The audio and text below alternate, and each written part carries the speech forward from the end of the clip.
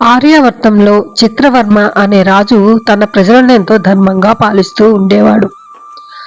అతడు సంతానం కోసం శివుని పూజించగా ఆమెకు సీమంతిని అనే పేరు పెట్టుకున్నారు. దైవజ్ఞులు ఆమె జాతకం చూసి ఆమె చిరకాలం సుమంగలిగా సుఖంగా, కానీ కొంతకాలానికి ఒక జ్యోతిష్కుడు ఆమె చేయి చూసి 14వ ఏట ఆమె భర్త మరణిస్తాడని చెప్పాడు. ఆమె వివాహం ప్రసక్తి వచ్చినప్పుడల్లా తల్లిదండ్రులు పడుతున్న మనోవేదన గుర్తించి శ్రీమంతిని ఒకనాడు యాజ్ఞవల్క్య మహర్షి భార్య మహాప్రతివత అయిన మైత్రేయిని దర్శించి నమస్కరించింది. తన దురదృష్టానికి నివారణ తెలుపమని ప్రార్థించింది. అప్పుడు మైత్రేయి, అమ్మాయి, ప్రతి సోమవారం భక్తితో శివపార్వతులను పూజించు. అభిషేకం వలన పాపం నశిస్తుంది. పీఠాన్ని అర్పించినందువలన సామ్రాజ్యము, గంధ పుష్పాక్షతలు సమర్పించినందువలన సౌభాగ్యము, ధూపము అర్పించడం వలన సౌగంధ్యము, దీపదానం వలన కాంతిమత్వము, నైవేద్యం వలన సకల భోగాలు, తాంబూల సమర్పణ వలన 4 పురుషార్థాలు చేకూరుతాయి. జపం వలన అష్టైశ్వర్యాలు, హోమం చేసినందువలన సిరి సంపదలు, స్తోత్రం వలన బహుముఖ సమృద్ధి, విప్రులకు భోజనం పెట్టడం వలన సర్వదేవత సంతృప్తి కలుగుతాయి. కనుక ఆ రీతిన ఈ వ్రతం ఆచరించు అని ఆమె చెప్పింది. సీమంతిని ఆమెకు నమస్కరించి ఇంటికి వచ్చి ఎంతో శ్రద్ధతో ఆ వ్రతం ఆచరించింది. ఆమెకు యుక్త వయస్సు రాగానే ఇంద్రసేన మహీపాలుడి కుమారుడైన చంద్రాంగదుడికిచ్చి వివాహం చేశారు.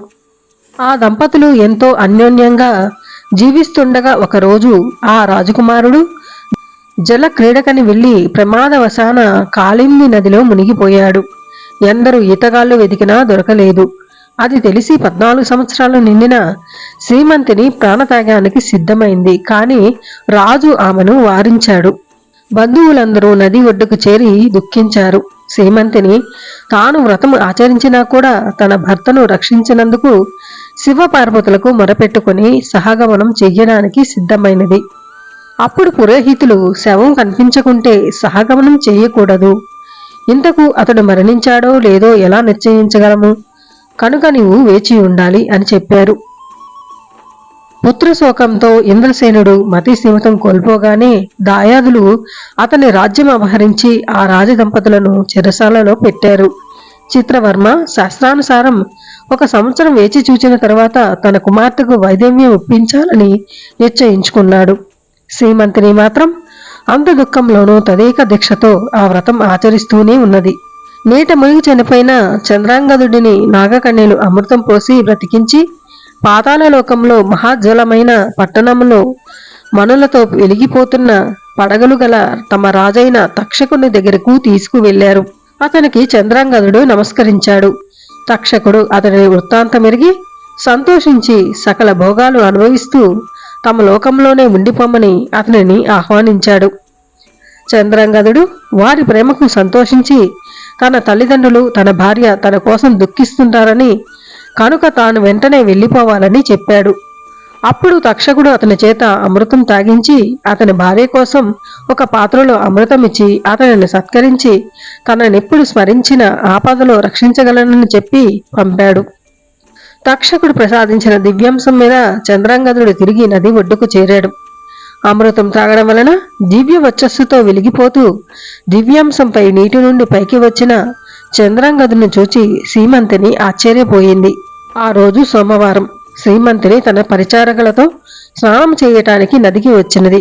కాని ఆమె మెడలో ఆభరణాలు, మంగళసూత్రము, నొసట కుంకుమ కనిపించకపోయేసరికి ఆమెను నిశ్చయంగా గుర్తుపట్టలేక చంద్రసేనుడు తక్షకుని స్మరించి మారరూపం ధరించి రాజకుమార్తెను విచారించి, నీ వ్రత ప్రభావం వలన 3వ నాటికి నీ భర్త తిరిగి రాగలడు అని ఆమెతో చెప్పి మొదట తన తల్లిదండ్రులను రక్షించడానికి వెళ్ళాడు.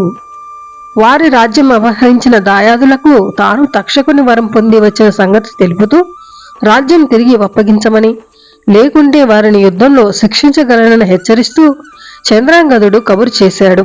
నదిలో పడి మరణించిన చంద్రాంగదుడు తిరిగి వచ్చాడని తెలియగానే ఆ దాయాదులు భయపడి రాజ్యం అతనికి తిరిగి అప్పగించి క్షమాపణ కోరారు. చంద్రాంగదుడు తాను నాగలోక సౌందర్యం తిలకిస్తూ తిరిగి రావడం ఆలస్యం చేసినందుకు తన వారు ఎంత దుఃఖించారో, ఎన్ని కష్టాలు అనుభవించారో తెలుసుకొని తల్లిదండ్రులకు క్షమాపణ చెప్పుకున్నాడు. అప్పుడు అతని తల్లి, నొసటి మాట ఎవరిని తప్పించుకోలేము కదా బాబు అని తిరిగి తమ కొడుకును రాజ్యాన్ని పొందిన అతని తల్లిదండ్రులు సంతోషించి అదంతా శ్రీమంతిని చేసిన శివారాధన ఫలితమేనని గుర్తించి ఆమెను తీసుకుని వచ్చి ఎంతో వైభవంగా చంద్రాంగదుడికి పట్టాభిషేకం చేశారు.